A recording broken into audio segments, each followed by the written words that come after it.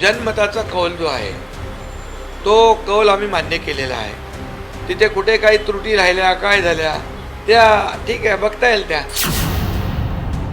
Kingmaker Eknath शिंदेंनी टाकला डाव. मुंबईत भाजपचं टेन्शन का वाढलं? 2.5 वर्षांसाठी महापौर पदाची शिंदेंची मागणी. भाजप आणि शिंदे सेनेत घडामोडींना वेग. अटीतटीच्या झालेल्या मुंबई महानगरपालिकेच्या निवडणुकीत भाजप मोठा पक्ष ठरला. असं असलं तरी शिंदेंना सोबत घेऊनच भाजपला सत्ता स्थापन करावी लागणार आहे. अवघ्या 29 जागा मिळवूनही एकनाथ शिंदे किंगमेकर ठरलेत. आता याच संधीचा फायदा घेत शिंदेंनी महापौर पदासाठी डाव टाकलाय. 2.5 वर्षांसाठी मुंबईचं महापौर पद आपल्याला मिळावं अशी मागणी शिंदेंनी केली आहे. त्यामुळे भाजपचं टेन्शन वाढलंय. नेमकं काय घडतंय पाहूया सविस्तर. राज्यातल्या सत्ताधारी असलेल्या महायुतीला म्हणजे भाजप आणि शिंदे सेनेला मुंबई महापालिका निवडणुकीत 118 जागांसह काठावरचं बहुमत मिळालं. भाजपनं 89 जागा जिंकल्या तर शिंदे सेनेला अवघ्या 29 जागा मिळाल्या. आता महापौर निवडीच्या हालचालींना वेग आलाय. त्यातच किंगमेकर असलेल्या शिंदेंनी आपला डाव टाकलाय. एकीकडे महायुतीतला मोठा पक्ष म्हणून भाजपनं मुंबईत आपलाच महापौर बसेल अशी भूमिका मांडली आहे. पण भाजपला त्यासाठी शिंदेंच्या कुबड्यांची मदत घ्यावी लागणार आहे. मुंबईत सत्ता स्थापनेसाठी शिंदे सेनेच्या 29 जागा भाजपसाठी गरजेच्या आहेत. त्या पार्श्वभूमीवर शिंदे सेनेनं सत्ता स्थापनेच्या वाटाघाटींसाठी आक्रमक भूमिका घ्यायला सुरुवात केली आहे. मुंबईत गेल्या काही वर्षांपासूनच्या शिवसेनेचा महापौर बसवण्याच्या परंपरेचा हवाला देत एकनाथ शिंदे यांनी 2.5 वर्षांसाठी महापौर पदाची मागणी केली आहे अशी माहिती सूत्रांनी दिली आहे. जसं यश मिळालं तसं सत्तेचं गणित असेल असं शिंदेंनी निकालानंतर म्हटलंय. ते बघा, शेवटी काय बघा, मुंबईकरांचा कौल आम्ही मान्य केलेला आहे. मतदारांचा कौल मान्य करणारे आम्ही लोक आहोत. त्यामुळे आता जिथं जिथं ज्या पद्धतीने समीकरणं झाली, जिथं जिथं ज्याप्रमाणे यश मिळालेलं आहे, हे मोठं यश आहे. हे मोठं यश आहे.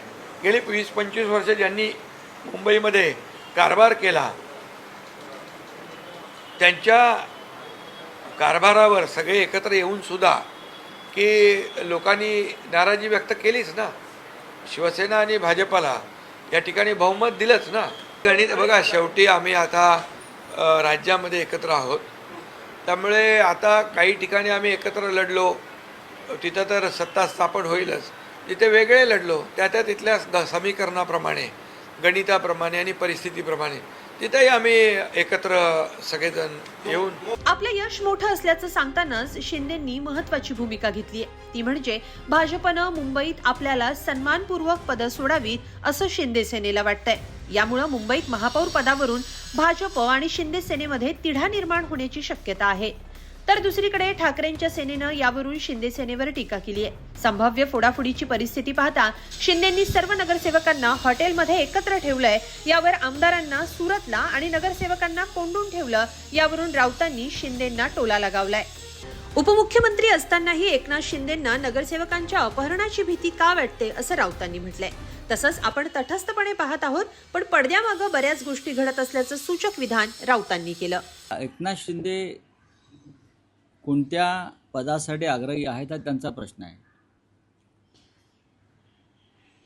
त्यांचा पक्ष हा भारतीय जनता पक्षाचा अंगवस्त्र आहे. मी मागेही बोललो होतो. त्यांच्या पक्षाचे प्रमुख अमित शहा आहेत.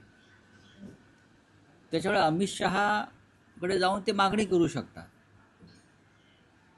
पण देवेंद्र फडणवीस ऐकतील असं मला वाटत नाही. माझी जी काय माहिती आहे त्यानुसार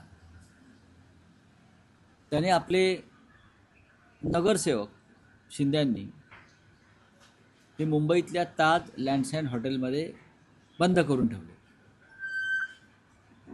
ज्यांनी शिवसेनेचे आमदार फोडले स्वतःचे, त्यांना स्वतःच्या नगरसेवकांची भीती वाटावी याचं मला आश्चर्य वाटतं. आणि आमदार घेऊन ते महाराष्ट्रात नव्हते राहिले, ते सुरतला गेले होते, सुरक्षित ठिकाणी. त्यांनी नगरसेवकसुद्धा सुरतला किंवा अहमदाबादला न्यायला पाहिजे होते. आमदारांना सुरतला नेलं आणि नगरसेवकांना इथे कोंडून ठेवलं. कारण त्यांच्यासाठी सुरक्षित जागा ही सुरत हीच आहे, जिथे भारतीय जनता पक्षाचं त्यांना देवेंद्र फडणवीस यांच्या राजवटीची सुद्धा भीती वाटते. याचा अर्थ असा आहे की स्वतःच्या राज्यात जिथे ते डेप्युटी CM आहेत, जिथे मुख्यमंत्री भारतीय जनता पक्षाचे आहेत, गृहमंत्री ज्यांच्याकडे भाजपकडे आहेत, तरीही एकनाथ शिंदे यांना आपले नगरसेवक फोडले जातील, पळवले जातील, अपहरण केलं जाईल अशी भीती वाटत असेल तर ही महाराष्ट्राच्या राजकारणाची फार मोठी उद्धव साहेब आणि राजसाहेब यांच्यात पण दूरध्वनीवर चर्चा झाली, अनेकांशी चर्चा सुरू आहेत. आम्ही सध्या तटस्थपणे या सगळ्या हालचालीकडे पाहत आहोत, पण पडद्यामागे बऱ्याच गोष्टी घडत आहेत. तिचा महापौर बसला असता तर 29 नगरसेवक कोंडून नसते ठेवले ना त्यांच्या सहकारी गटानं. जर एवढं सोपं असतं तर 29 नगरसेवक त्यांच्याच राज्यात कोंडून नसते ठेवले. याच्यावरती आमच्या देवाभाऊंचं काय म्हणणं आहे? त्यांची सुटका करा. त्यांचे नातेवाईक काही नगरसेवकांचं कदाचित अपहरण झालं म्हणून तक्रार देऊ शकतात. देवेंद्र फडणवीस दरम्यान मुंबई महापालिकेत शिवसेनेचा महापौर बसवणं ही बाळासाहेब ठाकरेंची इच्छा होती, पण आपण कोणतं पाप करतोय हा विचार शिंदेंनी करायला हवा असं उद्धव ठाकरेंनी शिंदेंचं नाव न घेता सुनावलंय. आमचा महापौर होईल असा आत्ता आकडा दिसत जरी नसला तरी मी कुठेही किंवा शिवसैनिक कुठे खचलेलं नाही आहे. त्यांच्या लेखी जरी आमचा तो पराजय असला तरी आमच्या पराजयाला सुद्धा तेज आहे आणि त्यांचा विजय हा डागाळलेला आहे. आणि ज्यांच्या सहकार्याने ते जर महापौर बनवत असतील तर ज्यांच्या आधारावर ते महापौर बनवणार आहेत त्यांना लाज वाटली पाहिजे की आपण काय केलेलं आहे. त्याच्यामुळे मला काही हा प्रश्न पडलेला नाही आहे तो बसावा न बसावा, पण ज्यांची मदत घेऊन आणि म्हणे बाळासाहेबांचा विचार हा शिवसेनेचा महापौर बसवणे हा आहे आणि ती शिवसेना असली ही मी बघतोय. त्याच्यामुळे त्या लोकांनी, गद्दार लोकांनी विचार केला पाहिजे की आपण कोणतं पाप करतो आहोत आणि हे पाप करणं, हे पाप केल्यानंतर मराठी माणूस त्यांना काय म्हणणार आहे हा विचार त्यांनी केला पाहिजे.